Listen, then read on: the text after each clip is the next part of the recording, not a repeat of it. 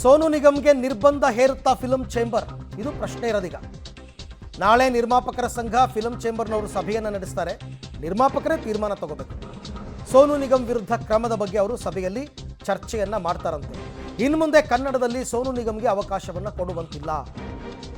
ಕನ್ನಡ ಚಲನಚಿತ್ರ ವಾಣಿಜ್ಯ ಮಂಡಳಿಯಿಂದ ಖಡಕ್ ಎಚ್ಚರಿಕೆ ಕೂಡ ರವಾನೆ ಆಗಿದೆ. ಹಾಗಾಗಿ ನಿರ್ಬಂಧವನ್ನು ಹೇರ್ತಾರ ಅಂತ ಕಾದ್ ನೋಡೋಣ.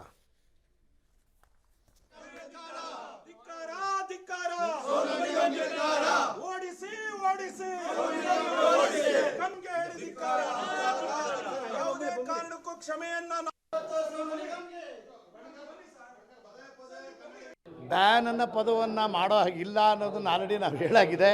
ಅಸಹಕಾರ ಅನ್ನೋದು, ಯಾಕಂದರೆ ಈಗ ನಾವು ಅಸಹಕಾರ ಮಾಡಬೇಕು ಅಂದರೆ ಬರೀ ವಾಣಿಜ್ಯ ಮಂಡಳಿ ಒಂದೇ ಅಲ್ಲ, ನಿರ್ಮಾಪಕರ ಸಂಘ ಒಂದೇ ಅಲ್ಲ ಸರ್. ಅದರಲ್ಲಿ ನಿರ್ದೇಶಕರು ಮತ್ತು ಸಂಗೀತ ನಿರ್ದೇಶಕರು ಅವರು ಕೂಡ ಹೆಚ್ಚಿನ ರೀತಿಯಲ್ಲಿ ಭಾಗವಹಿಸ್ತಾರೆ. ಅವ್ರಿಗೂ ಕೂಡ ಮನದಟ್ಟು ಮಾಡಬೇಕಾಗ್ತದೆ ನಾವು.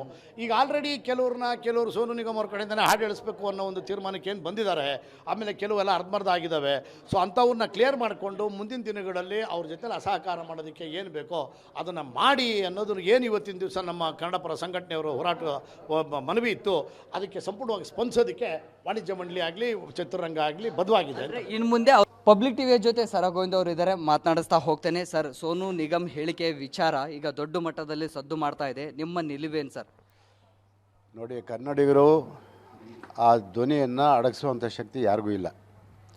ಇವತ್ತು ಕನ್ನಡ ಪರ ಹೋರಾಟಗಾರರು ಅವ್ನು ನಡ್ಕೊಂಡಂಥ ರೀತಿಯನ್ನು ಖಂಡಿಸಿ ಇವತ್ತು ಅವನ ವಿರುದ್ಧವಾಗಿ ಕ್ರಮ ತಗೋಬೇಕು ಅಂತ ಹೇಳಿ ಈಗಾಗಲೇ ಅನೇಕ ಕನ್ನಡ ಪರ ಸಂಘಟನೆಗಳು ನನ್ನಿಂದ ಸೇರಿ ಎಲ್ಲರೂ ಕೂಡ ಮಾತನಾಡಿದ್ದೀವಿ. ಯಾವುದೇ ಕಾರಣಕ್ಕೂ ಸೋನು ನಿಗಮ್ ಅನ್ನೋ ವ್ಯಕ್ತಿ ಈ ನೆಲದಲ್ಲಿ ಕನ್ನಡಿಗರನ್ನ ಭಯೋತ್ಪಾದಕರು ಅಂತ ಹೇಳ್ಬಿಟ್ಟು ಕರೆದಿದ್ದಾನಲ್ಲ, ಅದನ್ನು ನಾವು ಯಾರೂ ಸಹಿಸ್ಕೊಳ್ಳೋಕ್ಕೆ ಸಾಧ್ಯ ಇಲ್ಲ.